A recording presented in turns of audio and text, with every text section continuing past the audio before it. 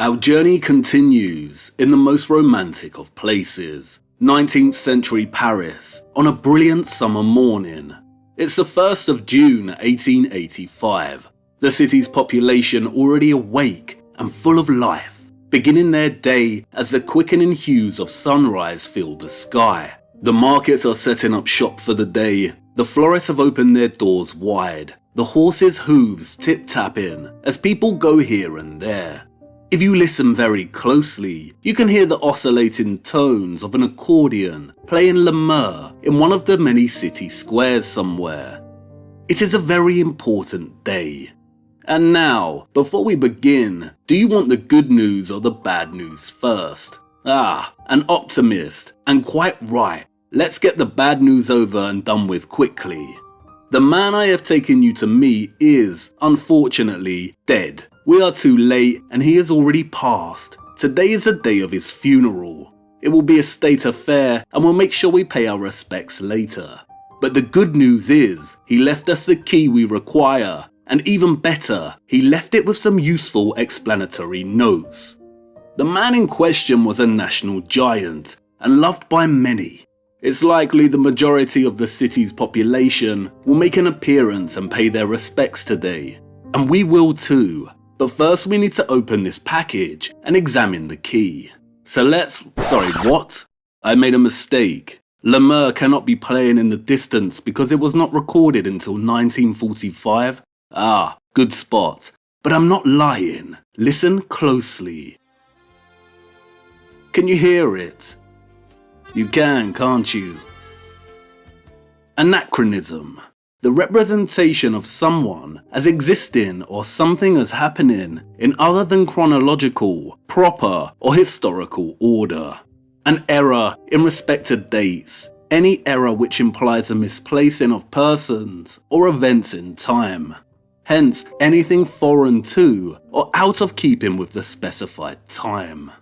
Time is becoming strange.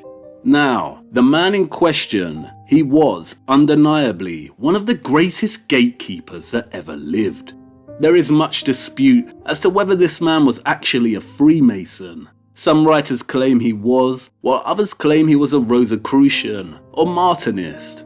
But his work is steeped in rich references and imagery that recall Freemasonry. And, most importantly, his entire modus operandi in regard to his work screams Freemason. Meet Victor Hugo. Victor Hugo is still, to this day, celebrated as one of the greatest writers that ever lived. And rightly so. Many are directly and indirectly familiar with some of his most famous novels. Specifically Les Miserables and Notre Dame de Paris, or what has otherwise come to be known as the Hunchback of Notre Dame. And despite his shady involvement in shaping the big lie we have all come to regard as factual history, the prowess of his literary ability is undeniable. Even in translation, Hugo's command over language makes his English counterpart Charles Dickens pale in comparison. A true literary giant. You see, before the invention of television, the citizens of the world needed to be entertained and manipulated in some form or another outside of journalism. The 19th century novelists were just as pivotal in shaping the historical narrative as the historians. They moulded and shaped the narrative for the everyday person and presented it in a digestible and exciting form before the droll and tiring academic historians could begin shaping their institutionalized syllabuses. The novelists were at the forefront of building the lie for the general population. And it's the same method of programming that we experience today. How many of us have actually ploughed through the historical archives in search of our history, and how many of us have not done that but come to know the past through movies and television series? If you familiarise yourself with 19th century literature in general, you will soon learn that fiction, the novel, the novella, and poetry functioned in a similar way to our television programs and movies, in the sense that they, one, enabled readers to enjoy stories, usually melodramatic or romantic in style, that are engrossing but also set within the context of a not so accurate history. This is a very clever tactic of manipulation, and many movies, such as Gone with the Wind, Braveheart, Forrest Gump and others, have successfully employed since. But it was the writers of the 19th century that invented this method of captivation and manipulation by setting a fictional story within a supposedly factual historical context. Or in other words, writing a lie within a lie.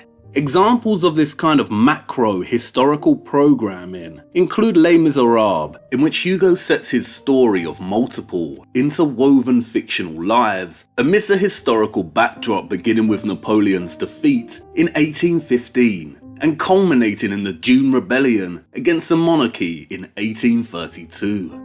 The novel is infamous for its lengthy digressions, which make up over 900 of the 2,700 pages of narrative. These digressions take the form of essays, in which Hugo muses on topics such as the Battle of Waterloo and the plethora of orphans in 19th century France.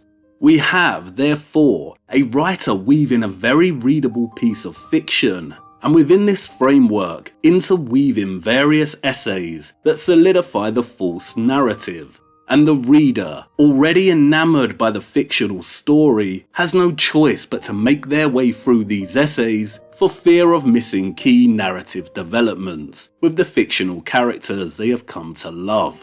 And many writers employ this exact macro-historical programming technique, i.e. embedding their story within a much larger historical narrative. We see it in Leo Tolstoy's chronicle of the French invasion of Russia and the impact of the Napoleonic era in War and Peace. It's there in Dickens' account of the French Revolution, in A Tale of Two Cities, and in James Cooper's The Last of the Mohicans.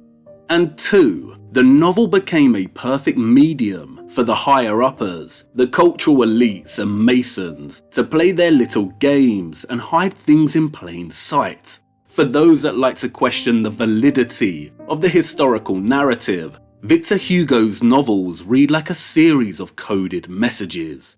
We have the voice carrying the main storyline, which is firmly embedded within a historical context, and that the everyday reader eagerly absorbs. And then another parallel voice, the one in the know, and speaking to others also in the know. So much of what you are looking for is hidden, in many ways, in the literature of the past. And in order to get the most out of some of these writers, I'd like to introduce you to a couple of literary techniques to look out for, and that will assist you in your own time. All the clues you are looking for are buried in the literature. It's all there in the fiction, waiting to be deciphered and pieced together. We will primarily use Hugo's Notre Dame de Paris as an example. We will cover some of these techniques first, and then we will discuss the key he has left us. And please bear with me. As we continue, you will see that I am neither reaching with or stretching these examples to fit a theory, but rather the contrary. Before we delve into this, let me introduce Hugo's Notre Dame de Paris a little in case you aren't familiar with it. It was published in 1831, but the entire events of the text are set at the end of the Middle Ages, specifically 1482. And it's during this time period that the Renaissance is starting to gain momentum. This is a similar time period in which the Jesuits and astronomers are beginning to build the heliocentric lie. The text is anachronistic in nature. Hugo frequently compares and contrasts his current era, the 19th century, with the bygone era of the Middle Ages, in which the events of the novel take place. The overall melodramatic plot of the story centers around a tangled web of infatuation, in which three central characters, Claude Frollo, the Archdeacon of Notre Dame Cathedral, Captain Phoebus, one of the king's high-ranking knights, and the disfigured bell ringer Quasimodo, love and lust after an orphaned Romany street dancer named Esmeralda. With these three men competing for Esmeralda's love, things can only, of course, end in disaster. And it's in this tangled web of infatuation that Hugo weaves complex and subtle ruminations on our hidden history. The first of these techniques is the use of anachronism. Hugo's entire text is anachronistic in the sense that it is set in 1482, but the narrative voice of the book is very much of the 19th century. The most common type of anachronism is an object misplaced in time, and Hugo's Notre Dame de Paris contains many of them. There are many descriptions and sentences that are out of place and context. And Hugo uses anachronism not to progress the story he is trying to tell, but instead to progress the false historical narrative.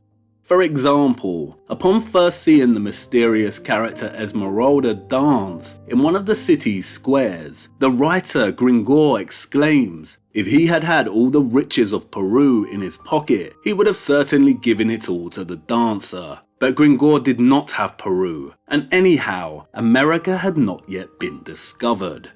Gringoire's reference to Peru here is out of place in the year 1485. If we are to believe the historical narrative, then the Americas and Peru were not discovered yet.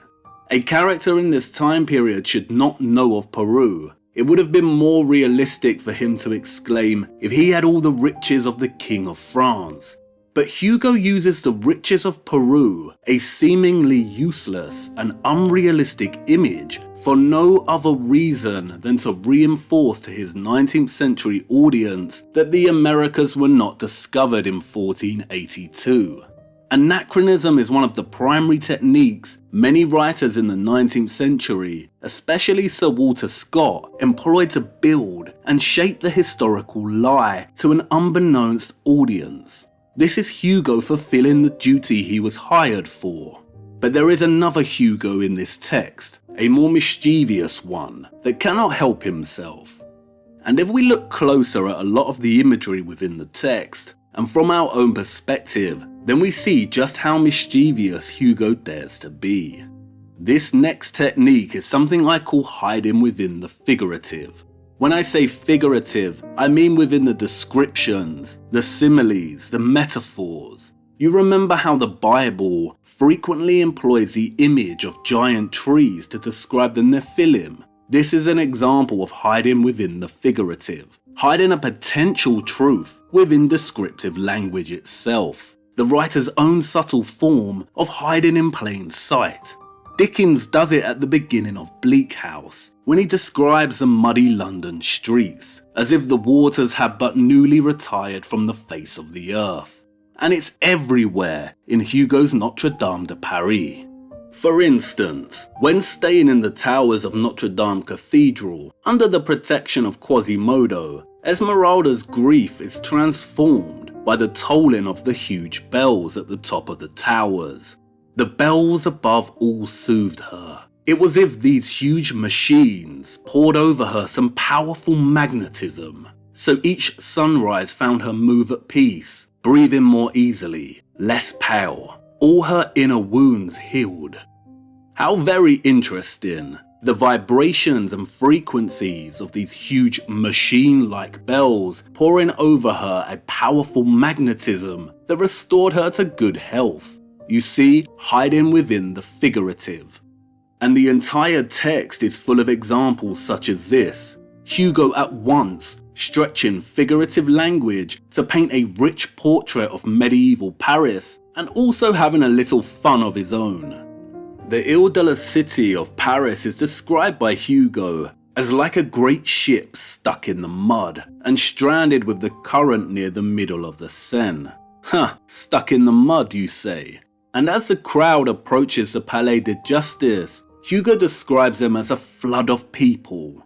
To onlookers watching from their windows, he writes, the crowd presented the appearance of a vast sea, into which a dozen streets, like so many river mouths, continually disgorge fresh streams of heads. The waves of this human flood, constantly spreading, broke against the corners of houses. In the centre of the tall, Gothic facade of the Palais was the grand staircase. Up and down it flowed continuously a double stream. breaking on the central flight of steps and then spreading out in broad waves over its two lateral flights. The staircase poured ceaselessly into the place like a cascade into a lake, the current driving the whole crowd towards the grand staircase ebbed, broke into turbulence and eddies. With our current theoretical understanding of the old world's potential use and reverence of water, this passage immediately becomes highly interesting. Through the use of simile, people are compared with a flood of water, and in doing so, Hugo transforms the streets and roads into flowing water systems. Staircases of old structures become cascades. Water pours throughout the city panorama ceaselessly, ebbing and flowing, spreading and breaking against the architecture. Furthermore, the use of flood imagery here is reminiscent of Dickens and his opening to Bleak House, and immediately conjures up images of the biblical flood and the strange and elusive mud flood. And it really leaves the curious wondering, what did Hugo know? Is Hugo telling us that these structures were flooded, or is he telling us that most of the roads were not what they are today? But Paris used to be more akin to Venice, a vast water metropolis. Again, hiding within the figurative. Look out for it. There are many instances waiting to be found throughout 19th century literature, and some are very, very interesting. And then there is partial disclosure. Often, and throughout Notre Dame de Paris, Hugo's narrative will often stray from the drama at hand and branch into deliberations regarding the architecture. And in doing so, he often divulges information that we, the reader, should not be aware of. He won't give us the whole picture, of course he won't, but he will go so far as to confirm certain suspicions. For instance, in discussing Esmeralda's imprisonment, Hugo writes, "In the Middle Ages, once a building was completed, there was almost as much of it in the ground as outside. In cathedrals it was, as it were, another cathedral underground, low, dark, mysterious. These mighty buildings, whose method of formation did not simply have foundations, but, so to speak, roots. Thus churches, palaces, fortresses had earth up to their waists. A building's cellars were another building." Writing in the 19th century, what Hugo confirms here to his 21st century audience is what the so-called conspiracy theorists have been shouting about for a long time. That these cathedrals, palaces, castles do not end where they meet the ground, but keep going, and not just for a few meters, but that they are buried very deep into the ground, buried in earth up to their waists, as Hugo so aptly puts it. And this is partial disclosure because, while Hugo will not tell us why these structures are half buried in the ground, his explanation of them being built this way in the Middle Ages does not cut it. He does confirm that yes, indeed, they carry on down into the streets below us, and they go deep. And as the novel progresses, it becomes very evident that Hugo's descriptions of Paris and its architecture such as this are not coincidental. He knew exactly what he was doing with this text, and it becomes even more evident in the final literary technique I want to discuss before we look at the key. This technique is allegory. Allegorical metaphor, or allegory, is a device that many writers use to convey semi-hidden or complex meanings through symbolic figures, actions, imagery, or events, which together create the moral, spiritual, or political meaning the author wishes to convey. And while it sounds complex, you are most likely very familiar with allegory. For instance, in his classic children's novels, C.S. Lewis employs allegory in the form of the lion Aslan, whose death and resurrection parallels that of Jesus Christ. George Orwell's Animal Farm is a political and satirical allegory of communism during early 20th century Russia. To understand Hugo's use of allegory in Notre Dame de Paris, we need to look a little closer at the novel's central characters. The first character, And without a doubt the most infamous, even to those unfamiliar with the text, is Quasimodo. Quasimodo is an orphaned outcast, banished from society due to his disfigurement, who lives in Notre Dame under the patronage of Claude Frollo, the Archdeacon. Quasimodo is described by Hugo as having a large head bristling with red hair, between his shoulders an enormous hump. He has a tetrahedral nose, a horseshoe mouth, irregular teeth. He is as broad as he is tall, and displays a perfect ugliness. As Hugo writes, he looked like a giant, broken into pieces, and then badly mended. Throughout the novel, Hugo describes Quasimodo's size as gigantic, often depicting him as a kind of cyclops. Quasimodo is our typical friendly giant. On the outside he is hideous, but on the inside is kind and warm. He is also bewildered and in love with Esmeralda, the Romany orphan who generates her living by dancing in the city's streets. Esmeralda dances and performs street magic with her pet goat, and while the Parisian locals do love to watch her perform, they also suspect her of black magic. They call her the Egyptian, the witch, the pagan. And then we have Quasimodo's master and patron, Claude Frollo, who holds the position as Archdeacon of Notre Dame. He is a tall, slender, creepy, controlled and bitter man. He is secretly in love with Esmeralda and stalks her quietly in the shadows. There is a darkness surrounding Frollo, and he is one of the narrative's key antagonists, a tragic villain. He also has a secret. As the narrator explains, the inhabitants of the city would often see a strange, intermittent red glow, appearing, disappearing, reappearing at short, regular intervals, coming from one of the high towers of Notre Dame Cathedral, late into the night. The old Parisian women would exclaim, "There's the Archdeacon at his bellows, hell's sparking up there." The locals describe Frollo as a sorcerer, but he prefers the title of alchemist. I hope you remember our reading of Falconelli's The Mystery of the Cathedrals and the Metals. And like all alchemists, Frollo is obsessed with turning lead into gold. Gold, he explains, is the sun. To make gold is to be God. The sun is born of fire. Fire is the soul of the great whole. Light, gold, the same thing. Fire in its concrete state. The difference between the visible and the palpable. The fluid and the solid. For the same substance, from steam to ice, that's all.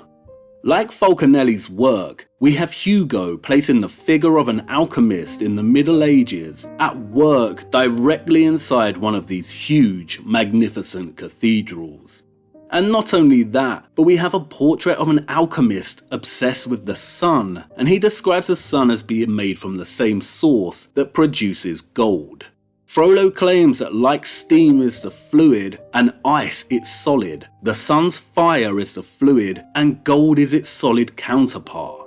Interestingly, Hugo spends time in the novel lamenting the destruction of the statue of St. Christopher, or, as I hope you remember, Ophoros, that used to reside within Notre Dame, and who came to symbolize the great connection between alchemy and the cathedrals. In stark contrast to Frollo, we finally have Captain Phoebus, a high-ranking knight for the King of France. Phoebus is of noble birth, handsome, vain, arrogant, untrustworthy, and also a womanizer. The women love him. He gets what he wants when he wants it. He is not in love with Esmeralda, but he does lust after her sexually and is determined to seduce her, to use her, and then forget her. Phoebus is the second antagonist of the story. Enamored by Phoebus's handsomeness and confidence, Esmeralda, of course, falls madly in love with him. And what is very interesting is Hugo's decision to call the captain Phoebus.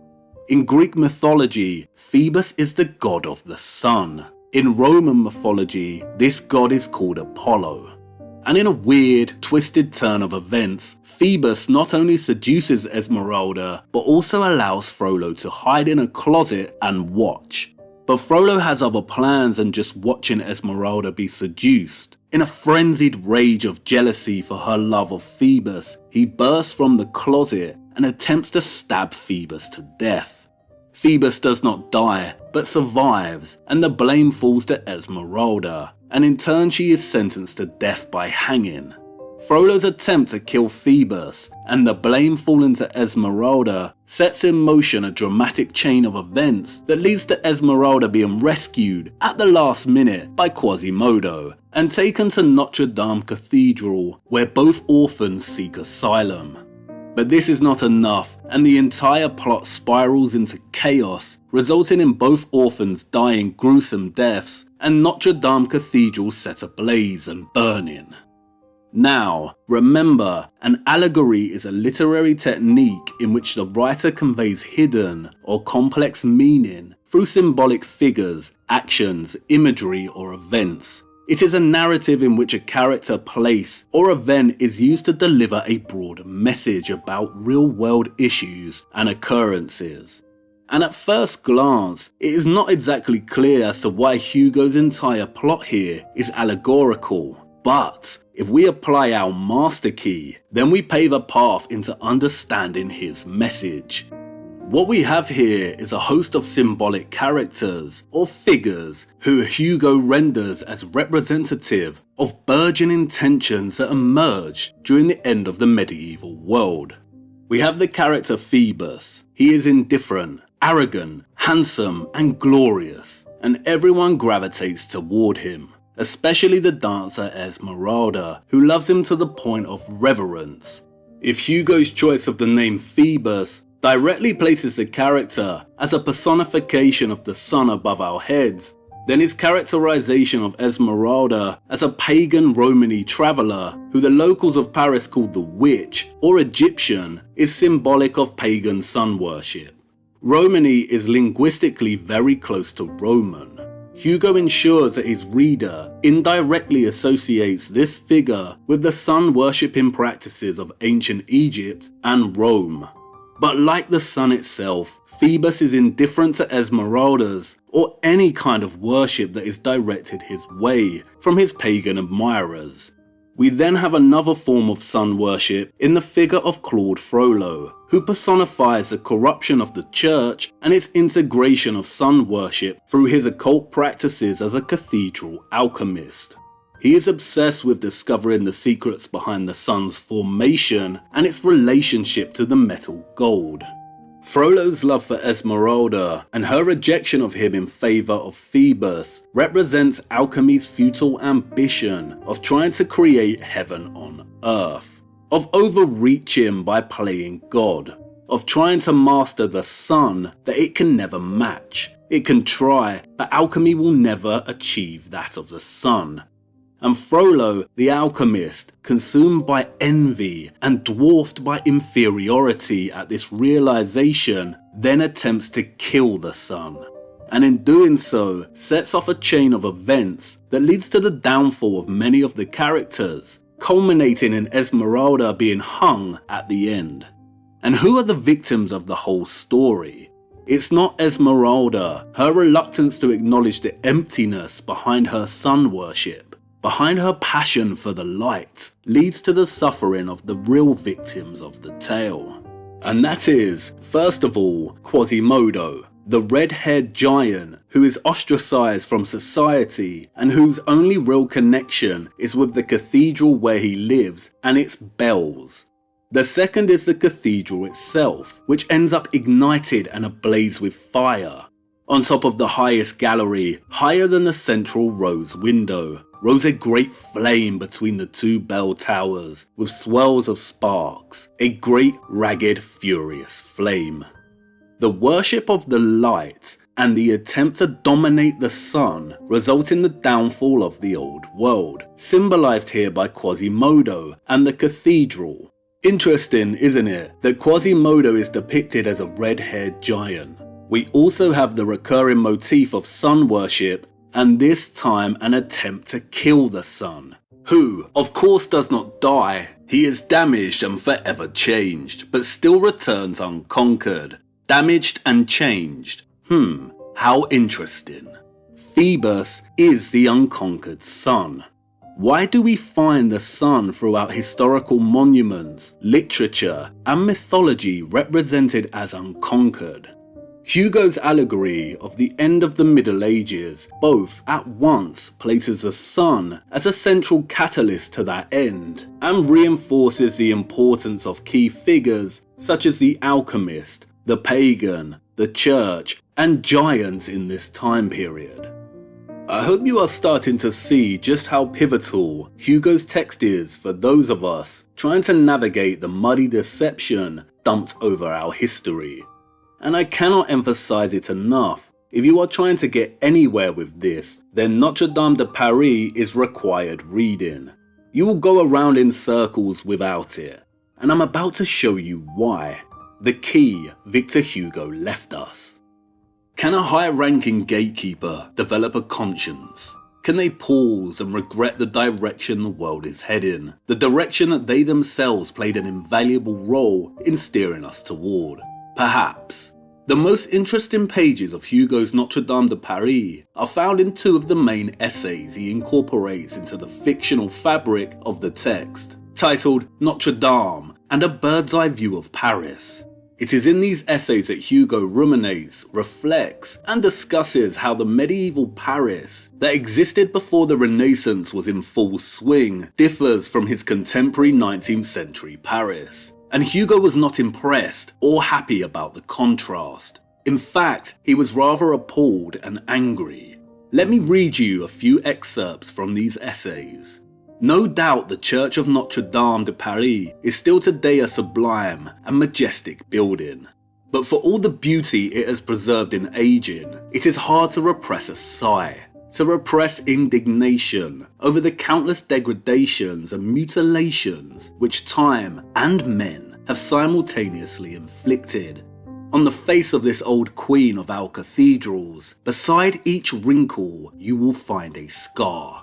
Time devours, man devours still more. Out of the various traces of destruction imprinted on the ancient church, time's share would be the least, that of men the worst, especially men of the art. From the offset, Hugo laments the mutilation of Notre Dame and draws in the sand for us a very real distinction between the weathering at the hands of time itself, the wrinkles we see on the structure, and the barbaric destruction at the hands of man, especially men of the art.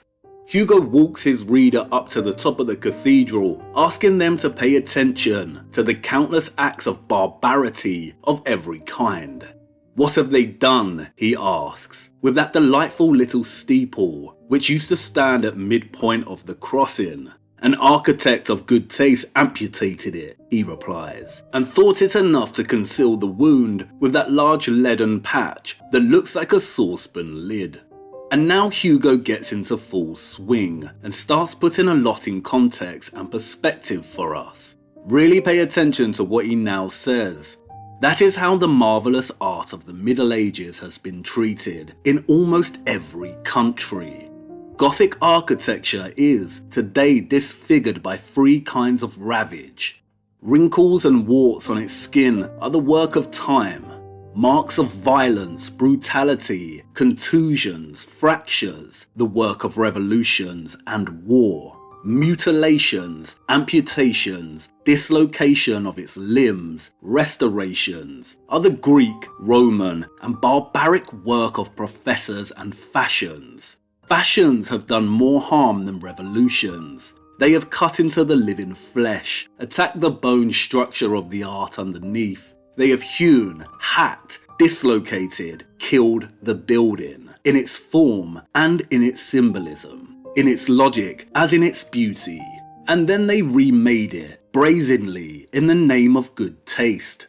They stuck over the wounds of Gothic architecture their wretched baubles of a day, their marble ribbons, their metal pom-poms, a veritable leprosy of overlows, scrolls, surrounds, draperies, garlands, fringes, stone flames, bronze clouds, chubby cupids, bloated cherubs. It is the arse kicking the dying lion. It is the old oak decaying, as a final blow being stung, bitten, and gnawed by caterpillars.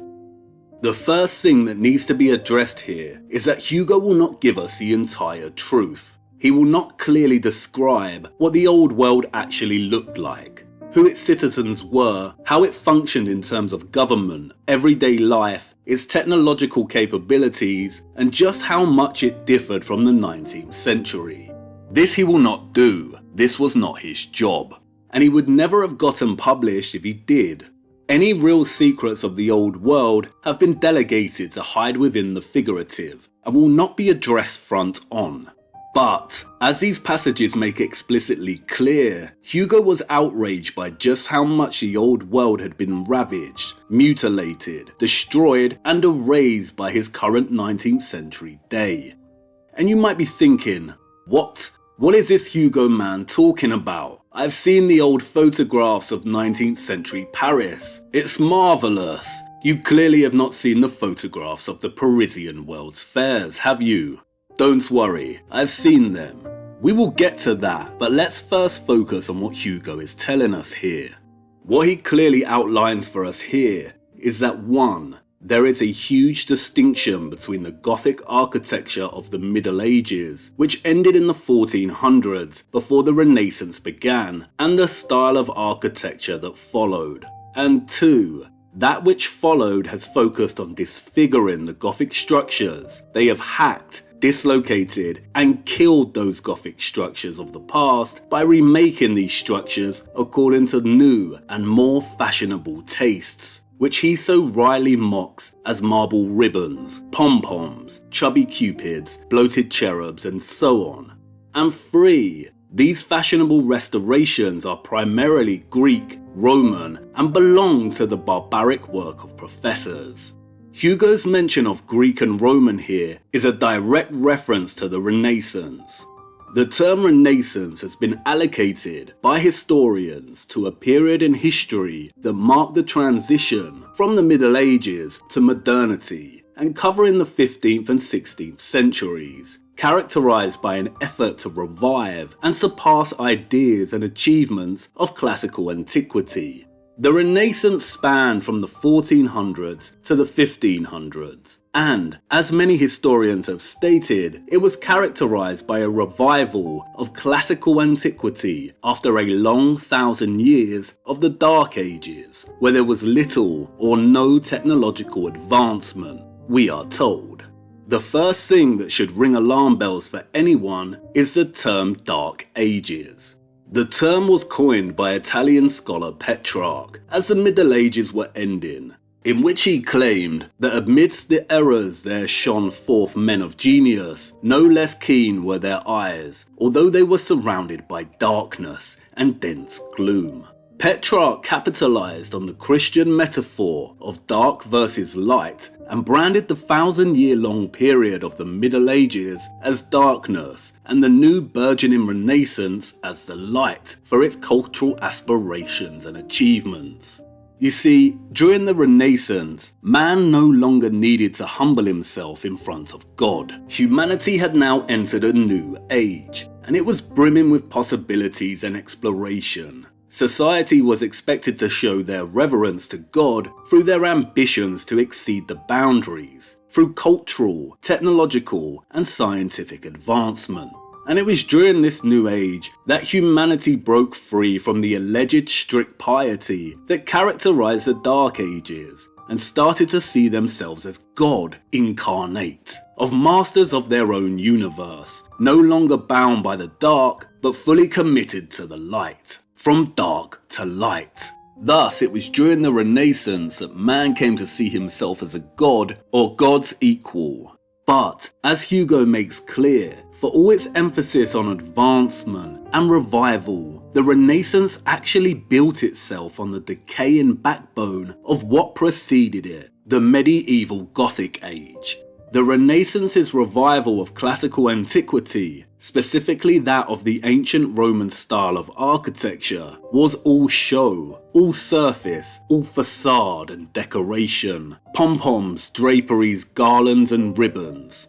And this is where alarm bells should start ringing again. The revival of classical antiquity.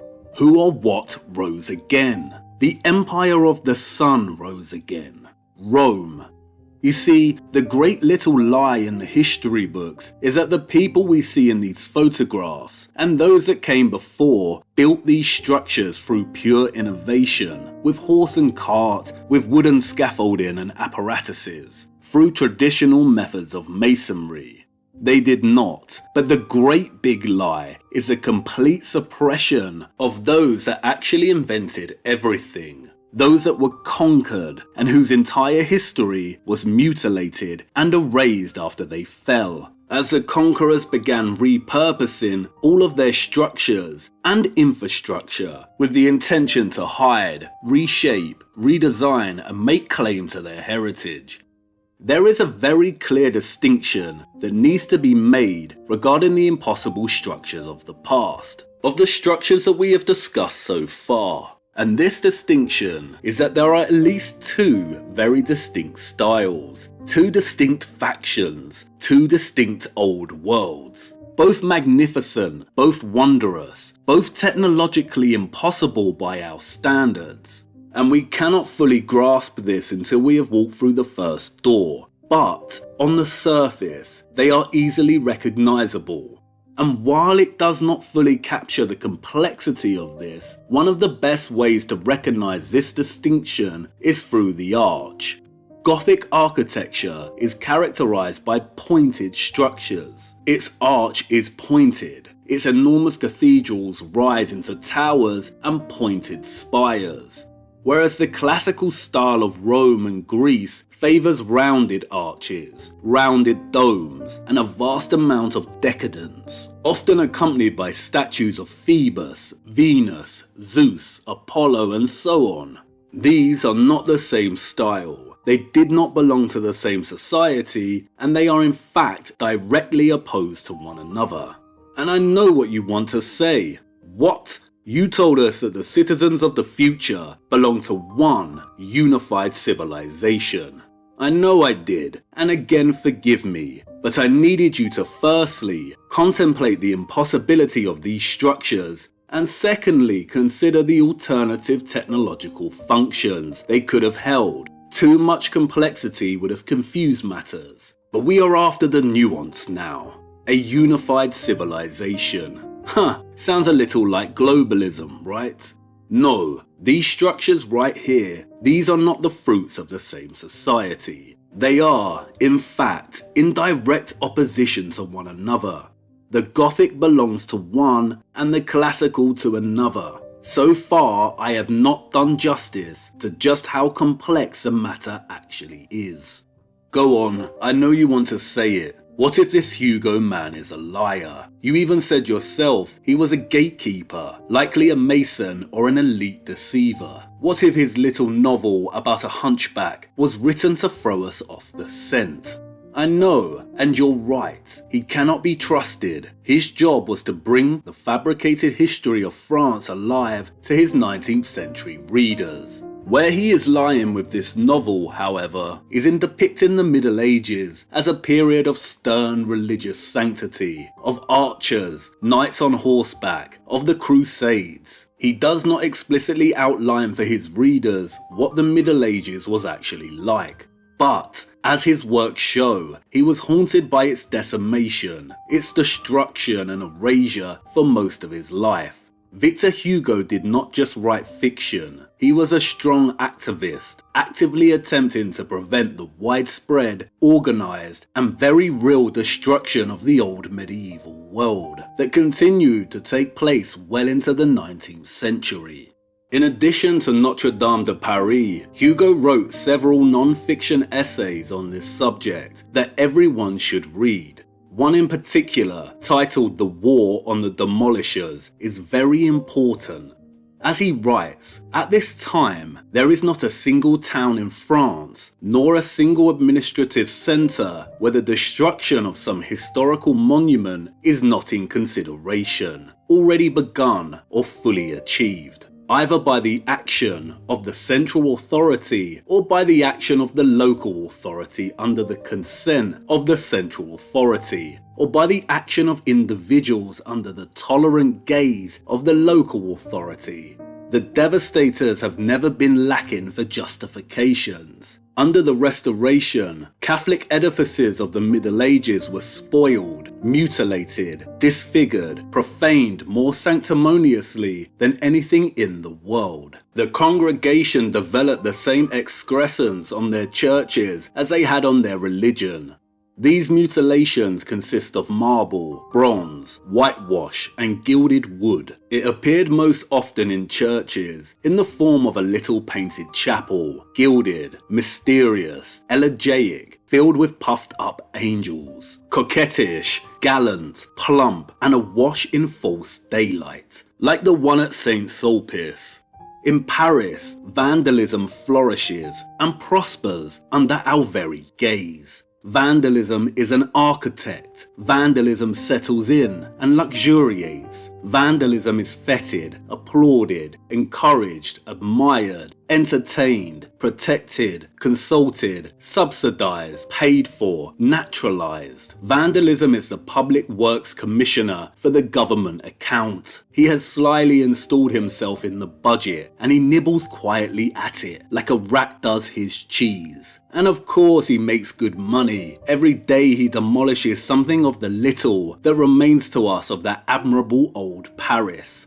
What do I know? Vandalism slathered paint across Notre Dame. Vandalism altered the towers of the Palais de Justice. Vandalism amputated 2 of the 3 spires at Saint-Germain-des-Prés. Vandalism has his newspapers, his coteries, his schools, his pulpits, his public, his truths. Vandalism has a bourgeoisie on his side. He is well fed, well funded, swollen with pride, almost wise, ever so traditional, a good logician, a strong theoretician, happy, powerful, attendant to his needs, well-spoken, and content with himself. He protects young talents. He is a professor. He awards the great prizes of architecture. He sends students to Rome. He wears an embroidered frock. He is a member of learned societies. He attends court. He lends an arm to the king and strolls with him through the streets, whispering plans in his ear. You must meet him. One no longer restores, one no longer even spoils, one no longer even makes ugly, one simply tears down. And one has good reason for this. We wish to erase it all fully from our history. We devastate, we pulverize, we destroy, we demolish in the national spirit.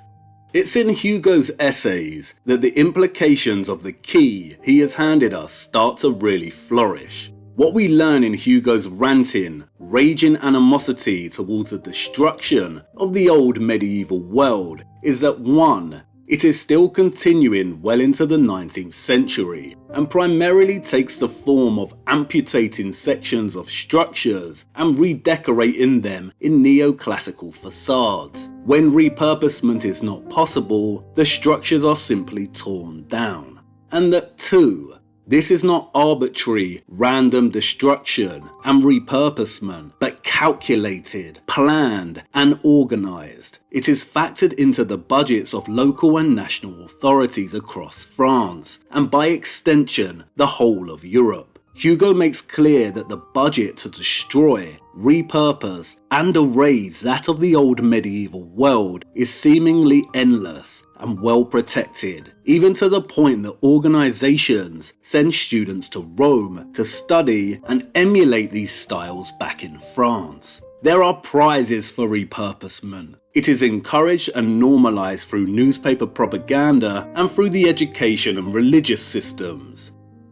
And as the essay continues, the enormity of just how much has been changed since the Middle Ages really starts to dawn on the reader. It wasn't just in the Renaissance, the 15th and 16th centuries, that the rise of neoclassicism and its aspiration to erase the old world of the Middle Ages dominated the social spirit of the time. As Hugo Riley states, "As for the edifices that we build in place of those that we destroy, we will not accept the change. We do not want it. They are wretched. All the monuments of the 17th century, even as much as they are an improvement on those of the 18th, and far beyond those of the 19th, whatever their good airs, whatever their grand impressions, the monuments of Louis XIV are like his children. Many among them are bastards." As you can see, this repurposement agenda continued through to the 17th, 18th, and was still occurring in the 19th century. We are looking at 500 to 600 years worth of destruction, revision, and repurposement.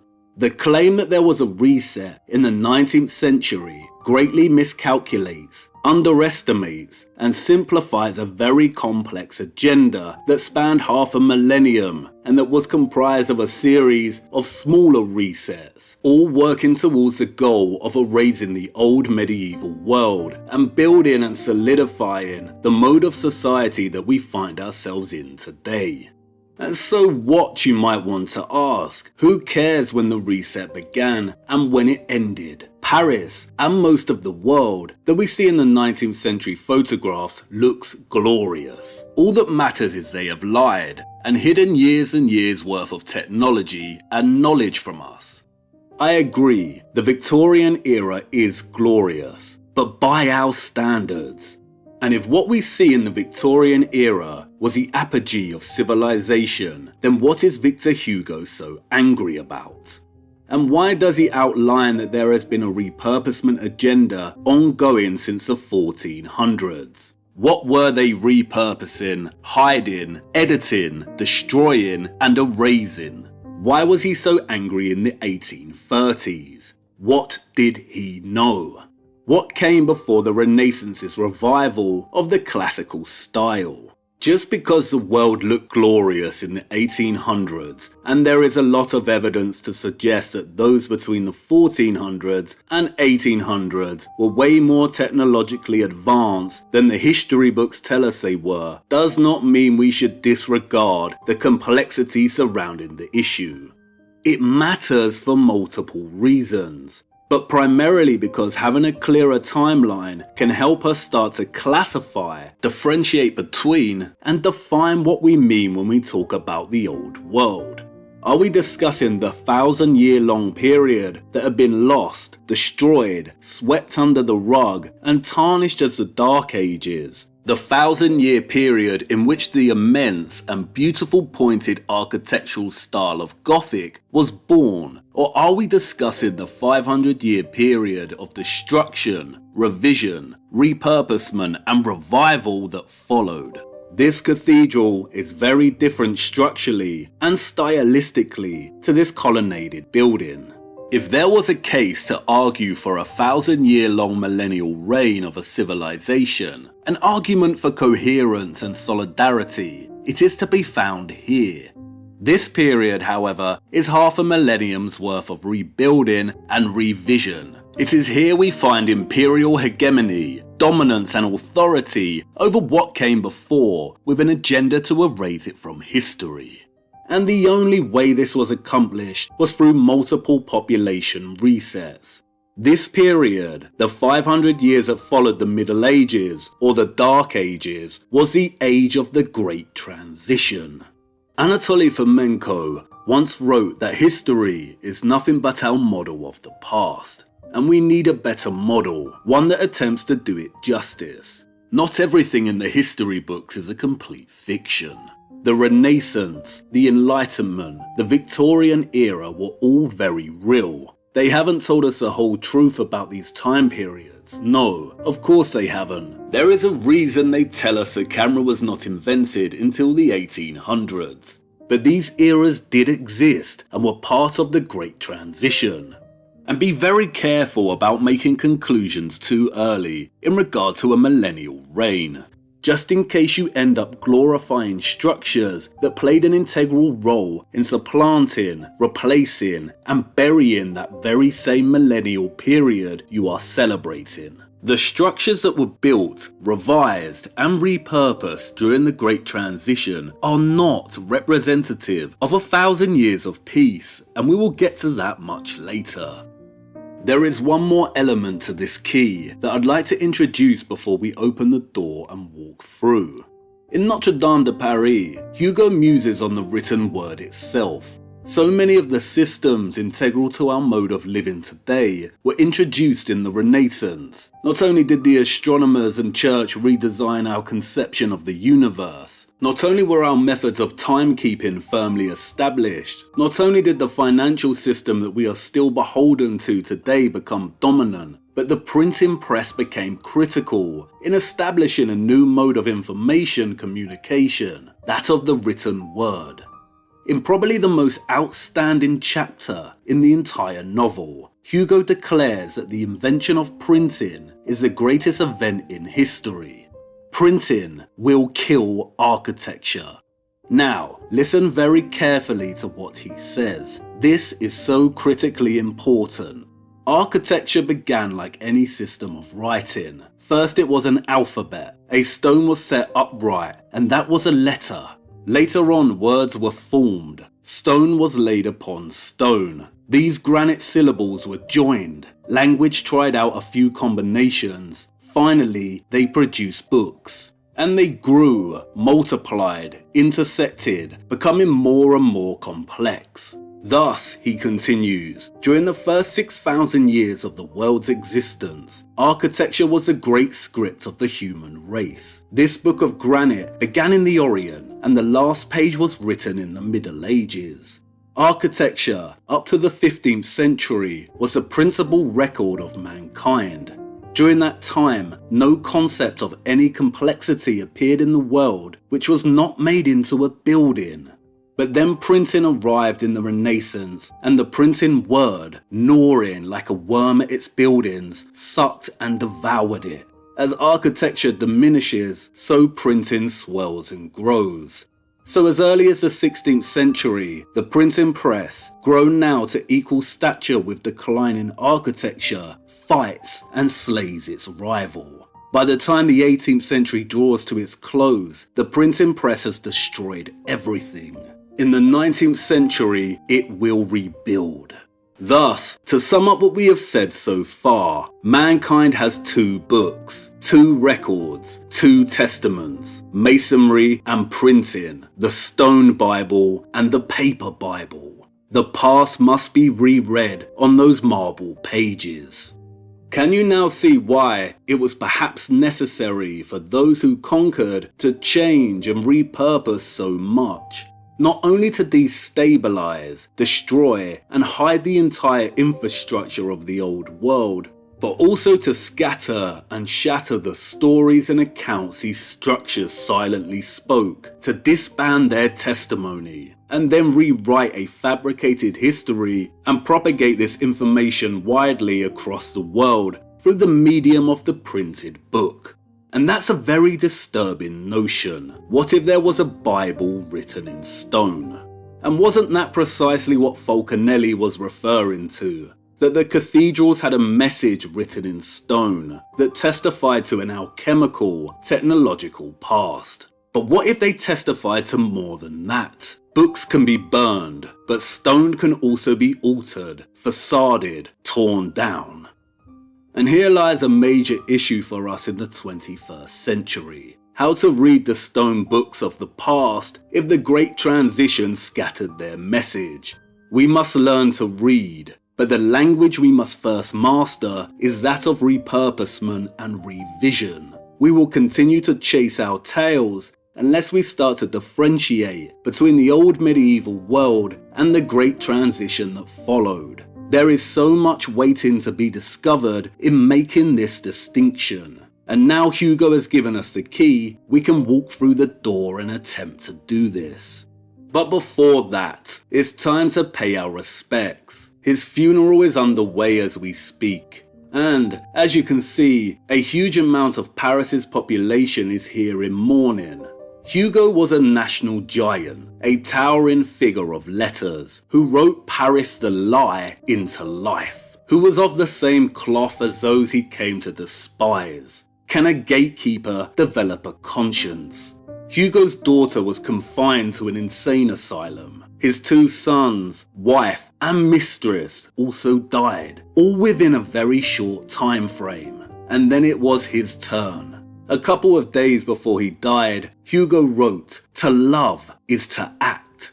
Did his love for the old, bygone world of the Middle Ages spur him to action, to protest its demise at the hands of its conquerors? Did he become just a little too rebellious? Did he start to forsake the gate he was instructed to keep? And did his family suffer as a consequence? Perhaps, perhaps not. We'll never know. And here we are again, in front of the Arc de Triomphe. Hugo's funeral procession began here, an ironic and objectionable location to commemorate a man who detested the fruits born of the neoclassical Great Transition. This arch, it is not a magnet, it is not old world technology. It was constructed in the era it was said to be built. It was not built by those using traditional masonry, horse and cart. No, that is the lie. But the arch gates of the old medieval world were different and held another function entirely. This belongs to and does not predate the Great Transition and served one primary function.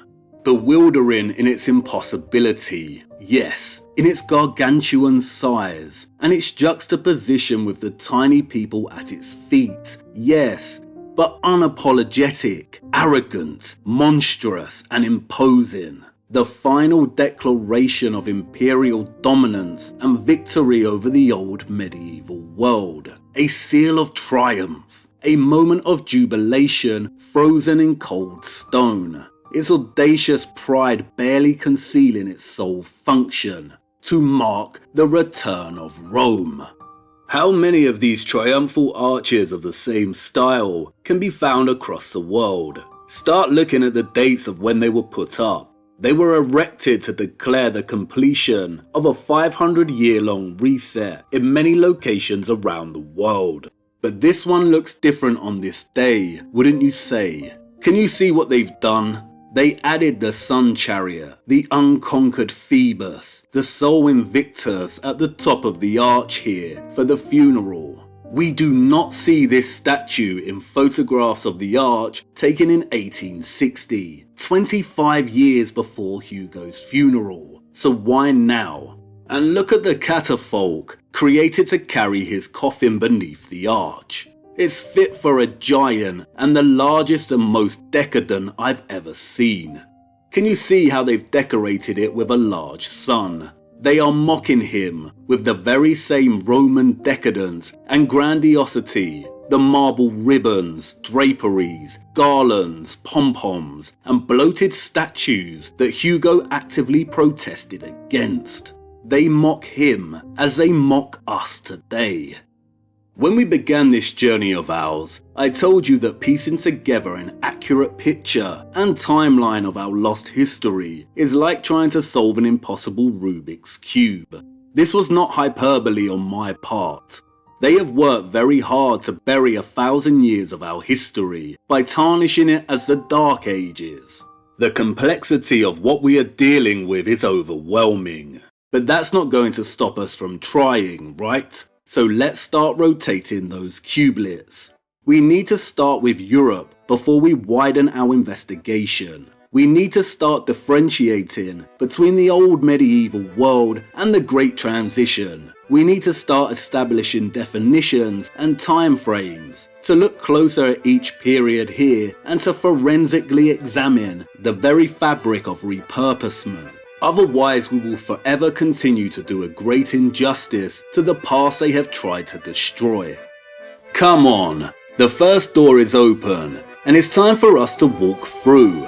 A kaleidoscopic labyrinth awaits us, the 2 books of mankind, and it's about time we learned how to read. Hold on now, and I'll see you on the other side.